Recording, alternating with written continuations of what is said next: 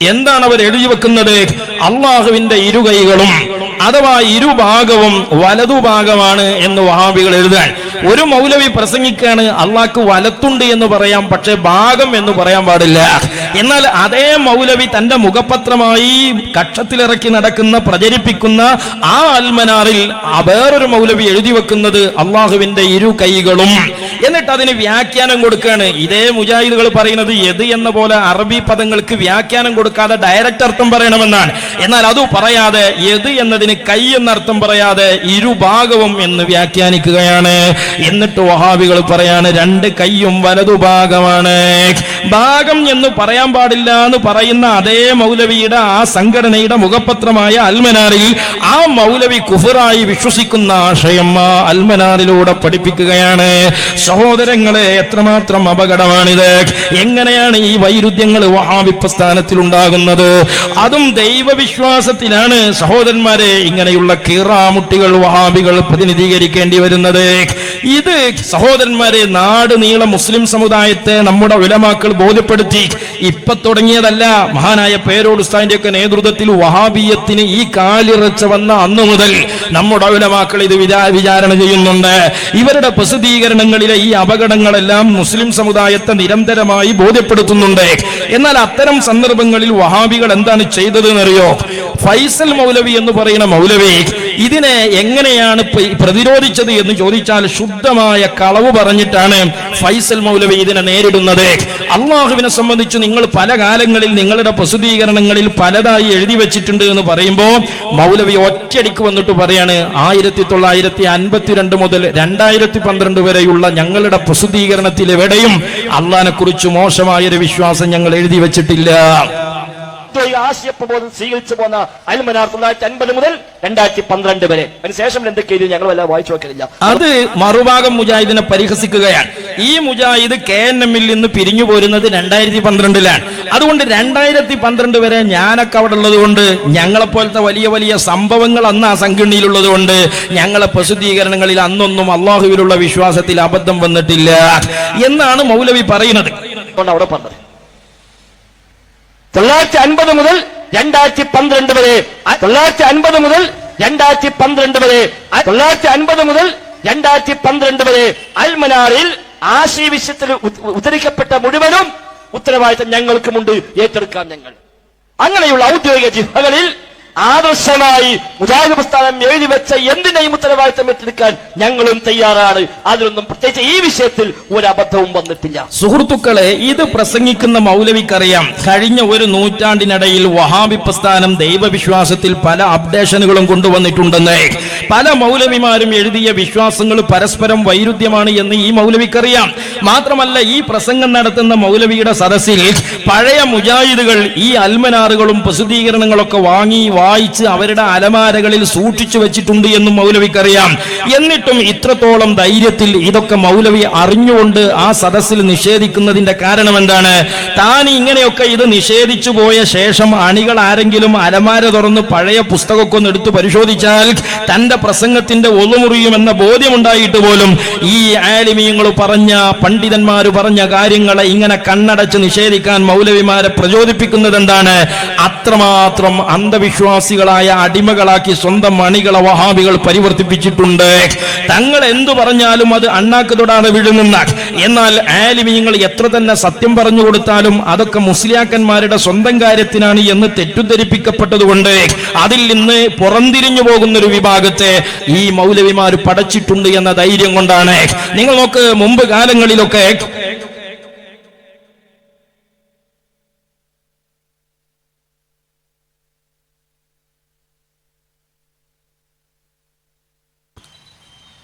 നിങ്ങൾക്കറിയില്ലേ, മുമ്പ് കാലങ്ങളിൽ നമ്മുടെ ഉലമാക്കൾ ബഹുമാനപ്പെട്ട EK ഹസൻ മുസ്ലിയാർ മുതൽ ബഹുവന്യരായ ചെറിയ പി ഉസ്താദ് വരെ അള്ളാഹു അവരുടെയൊക്കെ ദറജ ഉയർത്തി കൊടുക്കട്ടെ, ഈ ഉമ്മത്തിൽ വഹാബികൾ ഒന്നിച്ചു നിന്ന് സിഹറില്ല എന്ന് പറഞ്ഞപ്പോ, കണ്ണീറില്ല എന്ന് പറഞ്ഞപ്പോ, ബർക്കത്തില്ല എന്ന് പറഞ്ഞപ്പോ, മന്ത്രിച്ചൂതാൻ പറ്റൂല എന്ന് പറഞ്ഞപ്പോ മന്ത്രിച്ചൂതുന്നതിന് തെളിവുണ്ട്, സിഹർ ഫലിക്കുമെന്ന് പ്രമാണത്തിലുണ്ട്, കണ്ണീർ തട്ടുമെന്ന് പ്രമാണത്തിലുണ്ട് എന്ന് പഠിപ്പിക്കാൻ ഈ രാജ്യത്തിന്റെ കവലകളിൽ എത്ര ഒച്ച വെച്ചിട്ടുണ്ട്, എത്ര യാത്ര ചെയ്തിട്ടുണ്ട്, എത്ര ചങ്കുകേറി പ്രമാണം പറഞ്ഞിട്ടുണ്ട്.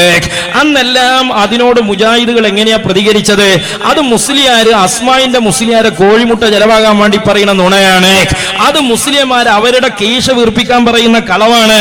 ഇങ്ങനെയുള്ള മുൻവിധികൾ ഒരു സമുദായത്തിലെ വിവരമില്ലാത്ത ആളുകളുടെ തലച്ചോറ്റിൽ അടിച്ചു കയറ്റിയതുകൊണ്ട് അന്ന് നമ്മുടെ ഉലമാക്കൾ പറഞ്ഞ പ്രമാണങ്ങളിൽ നിന്നൊക്കെ മൗലവിമാരുടെ വാക്ക് വിശ്വസിച്ച് ആളുകൾ പുറംതിരിഞ്ഞു നിന്നില്ലേ? ഇപ്പം മുജാഹിദുകൾ തന്നെ എന്ത് പറയാൻ തുടങ്ങി? സിഹറുണ്ട് എന്ന് പറയാൻ തുടങ്ങിയില്ലേ? എന്നിട്ടും ഈ കുഞ്ഞാടുകൾക്ക് എന്തുകൊണ്ടാണ് ചിന്തിക്കാൻ കഴിയാത്തത്? ഇപ്പോഴും ആ മൗലവിമാരുടെ പിറകിൽ എന്തുകൊണ്ടാണ് ഈ കൗമ നിൽക്കുന്നത്? അത്രമാത്രം അണികളെ അടിമകളാക്കി വഹാബി പൗരോഹിത്യം മാറ്റിയെടുത്തിട്ടുണ്ട്. ആ ഒരു ധൈര്യത്തിലാണ് മൗലവി ഈ അൽമനാറുകളിലും മറ്റ് കൃതികളിലുമൊക്കെ പച്ചമലയാളത്തിൽ എഴുതി വെച്ച ഇത്തരം വിഷയങ്ങൾ കണ്ണടച്ചു നിഷേധിച്ചത്. എന്നാൽ ഇപ്പോഴോ നിങ്ങൾ ആലോചിച്ചു നോക്ക്, നമ്മുടെ ഈ സർക്കിൾ സമ്മേളനങ്ങളിൽ നാടുനീള വഹാബികളുടെ ഈ വിശ്വാസ വൈകൃതങ്ങളൊക്കെ നമ്മളിങ്ങനെ ഉയർത്തി കാണിച്ചപ്പോ മൗലവിമാർ ഇതിന് മറുപടി പറയാനേ തയ്യാറാകുന്നില്ല. ചീക്കോട് എന്ന് പറയുന്ന പ്രദേശത്ത് ഞാനൊരു 10-30ഓളം വഹാബി വിശ്വാസ വൈകൃതങ്ങളെ അവരുടെ കൃതികളിൽ നിന്ന് എടുത്തുധരിച്ചു വായിച്ചു. അതിന് ഫൈസൽ മൗലവിയാണ് മറുപടി വന്നത്. മൂപ്പരാകെ അവിടെ മറുപടി വന്നിട്ടുള്ളൂ. എന്റെ ആശങ്ക അത് അവസാനത്തെ അയാളെ മറുപടി ആകുമോ എന്നതാണ്. കാരണം അങ്ങേരിപ്പ എന്നോട് പിണക്കത്തില്ല, എന്തായാലും എനിക്ക് മറുപടി പറയില്ല എന്ന തീരുമാനത്തിലാണ് എന്ന പോലെ മരിക്കുന്നതിന്റെ ഇടയ്ക്ക് ഇനി അൽമനാറി എന്ന് തൊള്ള കൊണ്ട് പറയില്ല എന്ന പ്രതിജ്ഞയിലുമാണ്. സഹോദരങ്ങളെ, അന്ന് നമ്മൾ ആ കൃതികളൊക്കെ വായിച്ചിട്ട് മൗലവി 2004 ഒരു അൽമനാറിലാണ് തൊട്ടത്. ബാക്കി ഇനിയും ഒരുപാട് അൽമനാറിലെ വിശ്വാസം ബാക്കി കിടക്കാണ് തീരുമാനമാക്കാൻ. പക്ഷെ അന്ന് മൗലവി വന്നിട്ട് എന്തു പറഞ്ഞു? കണ്ണടച്ച് ഇരുട്ടാക്കി മൗലവി പറഞ്ഞു, അള്ളാഹുവിന് വലതുഭാഗമുണ്ടെന്ന് 2004 അൽമനാറിൽ പറഞ്ഞിട്ടില്ല, അത് ഞാൻ നുണ പറഞ്ഞതാണ് എന്നാ മൗലവി പറഞ്ഞത്. പക്ഷെ അതിന്റെ ശേഷം പിന്നീട് വീണ്ടും മലപ്പുറത്ത് നമ്മുടെ ആദർശ സമ്മേളനം നടന്നു. അതിൽ ബഹുമാനപ്പെട്ട പേരോട് ഉസ്താദ് വഹാബികളുടെ ഈ വിശ്വാസ വൈകൃതങ്ങളെ ഉയർത്തിക്കാണിച്ച് അവരെ സംവാദത്തിന് വെല്ലുവിളിച്ചു. അതിൽ ആദ്യം കയറി കൊത്തിയത് ഫൈസൽ മൗലവിയാണ്. അടിസ്ഥാനപരമായി തറവാടുള്ള മുജാഹിദുകൾ ഇവിടെ ഉണ്ട്, അവർ ഇന്ന് വരെ അതിനെ നിഷേധിച്ചിട്ടില്ല. അനസും കായക്കൊടി മൗലവിയൊക്കെ ഉണ്ട്, പക്ഷെ അവരൊന്നും മിണ്ടിയില്ല. കാരണം അവർക്കറിയാം ഇതിന്റെ അകപ്പൊരുളെ. എന്നാൽ ഇളമാൻ കടവറിയില്ല എന്ന് പറഞ്ഞതുപോലെ ഫൈസൽ മൗലവി അതിൽ കയറി കൊത്തുകയാണ്. എന്നിട്ട് ബഹുമാനപ്പെട്ട പേരോട് ഉസ്താദിന്റെ വെല്ലുവിളി ഏറ്റെടുക്കുകയാണ്. അതോടുകൂടെ ഫൈസൽ മൗലവിയുടെ കഷ്ടകാലം ആരംഭിച്ചു. ആ 2004 അൽമനാറിൽ ഉണ്ടെന്ന് നമ്മൾ പറഞ്ഞ കാര്യം പച്ചമലയാളത്തിൽ ഫൈസൽ മൗലവി നിഷേധിച്ചത് സഹോദരന്മാരെ ആലുപോയ ചെകുത്താനെ പോലെ സോഷ്യൽ മീഡിയയിൽ കറങ്ങി നടന്നു. ആര് ഏത് നമ്പറിന്ന് ആ അൽമനാർ ഷെയർ ചെയ്താലും ഡയറക്റ്റായി ഫൈസൽ മൗലവിയുടെ വാട്സപ്പിൽ എത്തും വിധം, ആര് ഫേസ്ബുക്കിൽ അതിട്ടാലും കറങ്ങിത്തിരിഞ്ഞ് ഫൈസൽ മൗലവിയുടെ മുമ്പിലെത്തും വിധം ഈ നിഷേധിച്ച അൽമനാർ ഇങ്ങനെ കറങ്ങിത്തിരിഞ്ഞു നടന്നപ്പോ അവസാനം ഫൈസൽ മൗലവിക്ക് ഗത്യന്തരമില്ലാതെ ആ കളവ് ഛർദ്ദിക്കേണ്ടി വന്നു. അയാൾ പറഞ്ഞു 2004 അങ്ങനെ ഒരു അബദ്ധമുണ്ട്. ഇത് മൗലവി പറയാനുള്ള കാരണം എന്താ? സോഷ്യൽ മീഡിയയുടെ കാലം. അന്ന് നിഷേധിച്ചു പോയാൽ അത് അണ്ണാക്കൊടാതെ കുഞ്ഞാടുകൾ വിഴുങ്ങി വീട്ടിൽ പോയി വഹാബിയായി തന്നെ തുടരും. എന്നാൽ ഇന്ന് മൗലവിമാര് നിഷേധിച്ചു പോയാലും നിഷേധിച്ച സത്യങ്ങള് മൗലവിമാര് പ്രസംഗം കഴിഞ്ഞു പോയാൽ പിന്നെ സംഘാടകരുടെ വാട്സപ്പിലേക്ക് ഈ തെളിവുകളൊക്കെ അങ്ങനെ കുനുകുനേനെ വരുന്ന കാലാണ്. അത് ഫൈസൽ മൗലവിയും മനസ്സിലാക്കി. മലപ്പുറത്തെ നമ്മുടെ ആദർശ സമ്മേളനത്തിന് 2ാം മറുപടിക്കെന്ന പേരിൽ ഫൈസൽ മൗലവി വന്നിട്ട് അവിടുന്ന് മൂപ്പര് ഈ സത്യം പറയാണ്. കാലം പണ്ടത്തെ പോലെ അല്ല, ഇത് സാമൂഹ്യ മാധ്യമങ്ങളുടെ കാലമാണ്. ആളുകൾ സോഷ്യൽ മീഡിയകളിലൂടെ കാര്യങ്ങൾ ഡയറക്റ്റായി കണ്ടുകൊണ്ട് വിഷയം തീരുമാനമാക്കുന്ന കാലമാണ്. സോഷ്യൽ മീഡിയ വ്യാപകമായപ്പോൾ ആളുകൾ കാര്യങ്ങൾ കേൾക്കാനും അറിയാനും പഠിക്കാനും തുടങ്ങി. ഇന്ന് കേൾക്കാൻ പാടില്ല എന്ന് പറയാൻ നിർവാഹമില്ല. ആളുകളെ മൊബൈലിലേക്ക് അവരെവിടെയാണോ ഉള്ളത് അവിടേക്ക് ഈ എല്ലാ സംസാരങ്ങളും ഇങ്ങോട്ട് വരികയാണല്ലോ. അതുകൊണ്ട് ആളുകൾ രണ്ടും മാറ്റി വെച്ച് കാണാനും കേൾക്കാനും സാഹചര്യമെമ്പാടുമുണ്ട് എന്നതുകൊണ്ട് തന്നെ ഇന്നത് ആൾ ഉപയോഗപ്പെടുത്തിക്കൊണ്ടിരിക്കുന്നു. ഈ ബോധ്യം മൗലവിക്ക് എങ്ങനെ ഉണ്ടായതാ? ചീക്കോട്ടുന്ന് 2004 അൽമനാറിൽ അങ്ങനെ അള്ളാഹ്ക്ക് വലതുഭാഗമുണ്ട് എന്ന് പറഞ്ഞിട്ടില്ല എന്ന് നിഷേധിച്ചു പോയെങ്കിലും പോയ മൗലവിന്റെ പിറകെ 2004 അൽമനാർ അങ്ങോട്ട് ചെല്ലാൻ തുടങ്ങി. അങ്ങനെ മൗലവിക്ക് അവസാനം അത് ഉണ്ടെന്ന് സമ്മതിക്കേണ്ടി വന്നു. ഈ ഒരു ഗതികേടുണ്ടായത് കൊണ്ട് തന്നെ മലപ്പുറത്ത് 2ാം മറുപടിക്ക് വന്ന മൗലവി ഇപ്പൊ എന്താ കഥാര്യങ്ങള്? എവിടെ മറുപടിക്ക് വന്നാലും തിരിച്ച് സുന്നികളുടെ മറുപടി അവിടെ നടക്കുന്നു ബോധ്യപ്പെട്ടാൽ ഒന്നിരിക്കെ മൗലവി നല്ല ഒരു പരലോക പ്രസംഗം നടന്ന് കബറും പറഞ്ഞു പോകാൻ, അല്ലെങ്കിലോ മറുപടിക്ക് വന്നാൽ സ്വാഗത പ്രസംഗത്തിന്റെ അത്ര മുഖ്യ പ്രഭാഷണമല്ലാത്തൊരവസ്ഥ വരാൻ. മഹ്ശറയേക്കാളും സഹോദരന്മാരെ 2 മിനിറ്റ് ഖുതുബയല്ലേ കൂടുതൽ ഉണ്ടാകേണ്ടത്. അങ്ങനെ മലപ്പുറത്ത് 2ാം മറുപടിക്ക് വന്ന മൗലവി, ആ മൗലവി അവിടെ മുമ്പ് വന്ന് വടിമലപ്പാമ്പ് പോലെ വാചക കസരത്ത് നടത്തിപ്പോയതാണ്. അതേ സ്ഥലത്ത് വീണ്ടും മറുപടിക്ക് വന്നപ്പോ മൗലവി എന്താ പറയണറിയോ, ഞാൻ ആകെ 2-3 മിനിറ്റ് പ്രസംഗിക്കുന്നുള്ളൂ. ഏതാനും മിനിറ്റുകൾ മാത്രം നിർവഹിക്കുന്ന ഒരു അവസാന സംസാരം മാത്രമാണ് ഞാനിവിടെ ഉദ്ദേശിക്കുന്നത്. അതെന്തായി അങ്ങനെ ചിന്തിക്കാനുള്ള കാരണം, മിണ്ടിയ പൊറാട്ടാറിന മാതിരി എന്ത് പറഞ്ഞാലും അത് സോഷ്യൽ മീഡിയയിൽ റെക്കോർഡ് ചെയ്യപ്പെടാൻ, കളവുകൾ പറഞ്ഞ് മൗലവിമാർക്ക് രക്ഷപ്പെടാൻ കഴിയാത്ത സാഹചര്യം വന്നു എന്ന് മൗലവിക്ക് ബോധ്യം വരികയാണ്. അവിടെ യഥാർത്ഥത്തിൽ മുമ്പ് പരിപാടിയിലൊന്നും പങ്കെടുക്കാത്ത ചില മൗലവിമാർ, ഇപ്പൊ ഫൈസൽ മൗലവിയെ പോലെ ഉത്തരവാദപ്പെട്ട മൗലവിമാരെ മറുപടിക്ക് വരാതെ ചില വഹാബി വെട്ടുകിളികളുണ്ട്, സൈബർ പോരാളികളുണ്ട്, അവരെ നമുക്ക് മറുപടിക്ക് കൊണ്ടുവരാൻ. എന്നിട്ട് മറുപടി എന്ന വ്യാജേന ആരാണോ വഹാബികളെ എതിർത്തത് അവരെ തെറി പറയാനും തോന്നിവാസം പറയാനും വേണ്ടി ശ്രമിക്കുകയാണ്. അങ്ങനെ വായ മൂടിക്കെട്ടിക്കാമെന്നൊരു കലാപരിപാടിയാണ് പിന്നെ മൗലവിമാര് പരീക്ഷിച്ചത്.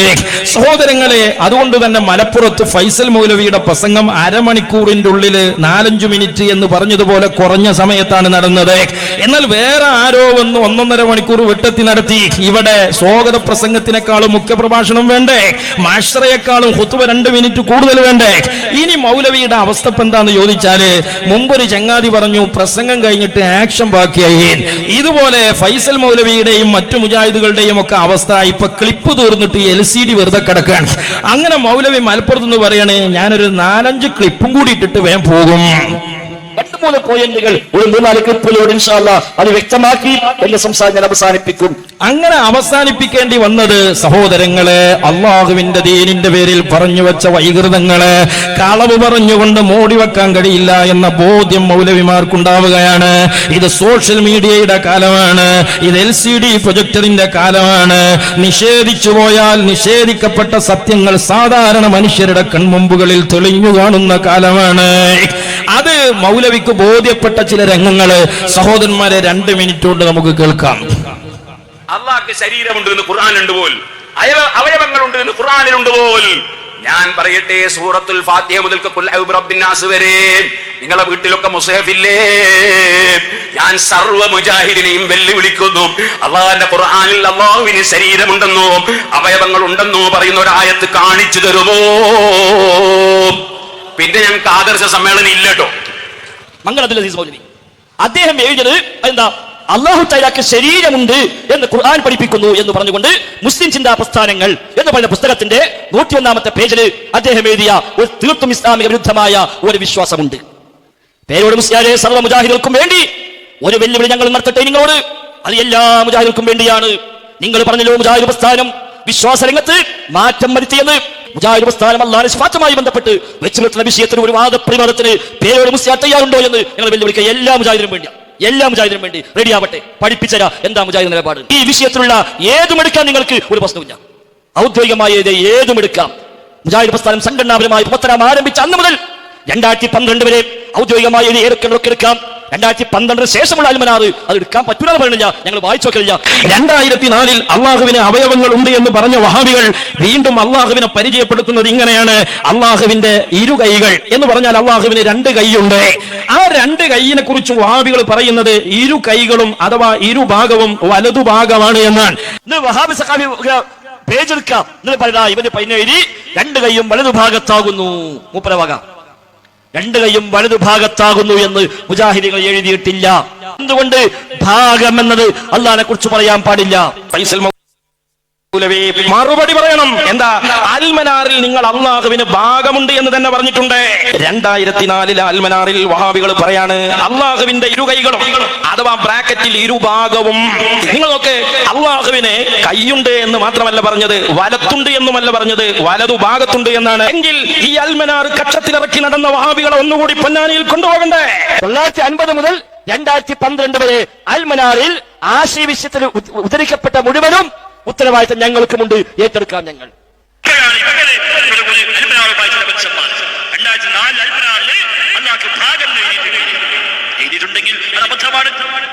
ഒരു പ്രശ്നമില്ല, അത് ന്യായീകരിക്കേണ്ട ഒരു ഉത്തരവാദിത്വം. അങ്ങനെ ലേഖനം പറഞ്ഞെങ്കിൽ അത് മുജാഹിദ് പ്രസ്ഥാനത്തിന്റെ നിലപാടേ അല്ല. മുജാഹിദ് പ്രസ്ഥാനം എഴുതി വെച്ച എന്തിനേയും ഉത്തരവാദിത്തം ഏറ്റെടുക്കാൻ ഞങ്ങളും തയ്യാറാണ്. അതിലൊന്നും പ്രത്യേകിച്ച് ഈ വിഷയത്തിൽ ഒരു അബദ്ധവും വന്നിട്ടില്ല. 2004 അൽമനാറിൽ അല്ലാഹു ഭാഗം എഴുതിയിട്ടുണ്ടെങ്കിൽ അത് അബദ്ധമാണ്. പ്രത്യേകിച്ച് ഈ വിഷയത്തിൽ ഒരു അബദ്ധവും വന്നിട്ടില്ല. എഴുതിയിട്ടുണ്ടെങ്കിൽ അത് അബദ്ധമാണ്. ഒരു അബദ്ധവും വന്നിട്ടില്ല. എഴുതിയിട്ടുണ്ടെങ്കിൽ അത് അബദ്ധമാണ്. ഒരു അബദ്ധവും വന്നിട്ടില്ല. സഹോദരങ്ങൾ, നിങ്ങൾ ആലോചിച്ചു നോക്ക്, എത്രമാത്രം അപകടമാണ് അള്ളാഹുവിലുള്ള വിശ്വാസ കാര്യങ്ങളിലാണത്. സാമൂഹ്യ മാധ്യമങ്ങളുടെ പവർ മൗലവി തിരിച്ചറിഞ്ഞത് ഇങ്ങനെയാണ്. ഇപ്പൊ പ്രസംഗത്തിന് വന്നാൽ 2-3 മിനിറ്റ് പ്രസംഗവും അതുപോലെ 4-5 ക്ലിപ്പും എന്ന് പറഞ്ഞ് തടിയൂരുന്നത് അതുകൊണ്ടാണ്. സഹോദരങ്ങളെ, ഇതാരെയും തോൽപ്പിക്കുകയും ജയിപ്പിക്കുകയും ചെയ്യാനുള്ള വിഷയങ്ങളല്ല. എല്ലാ മുസ്ലിമീങ്ങൾക്കും പരലോകത്ത് വിജയിക്കാനുള്ള കാര്യങ്ങളാണ്.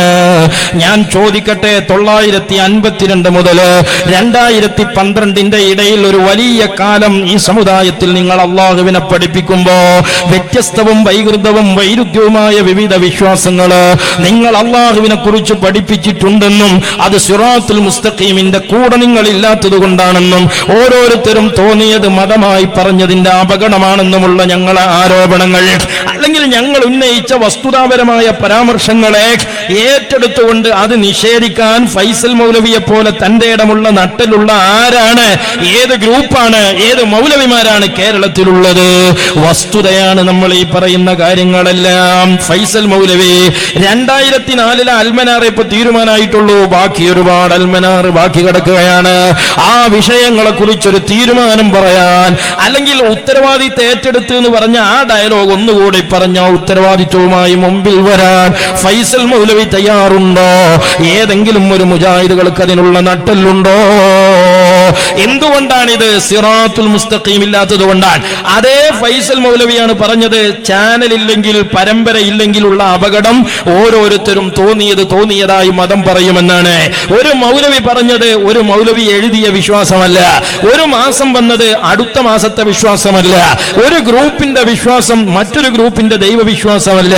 അടിസ്ഥാനപരമായി അള്ളാഹുവിലുള്ള വിശ്വാസത്തിൽ പോലും ഈ അപകടം വന്നത് നിങ്ങൾക്ക് സനദില്ലാത്തത് കൊണ്ടാണ് എന്ന് നമ്മൾ ഊന്നി പറഞ്ഞപ്പോ ഇപ്പം മലപ്പുറത്ത് വീണ്ടും വന്നിട്ട് ഫൈസൽ മൗലവി പറയണ എന്തറിയോ, സനദിനെ കുറിച്ച് അത് പൊളിക്കാൻ പല കളവ് മൗലവിമാർ പറഞ്ഞെങ്കിലും അതെല്ലാം നമ്മൾ ക്ലിയർ ആക്കി കൊടുത്തപ്പോ അവസാനം പറയണത് ഈ സനദ് എന്ന് പറഞ്ഞാല് ഇവിടുന്ന് അങ്ങോട്ടല്ല പറയേണ്ടത്, അവിടുന്ന് ഇങ്ങോട്ടാണ്.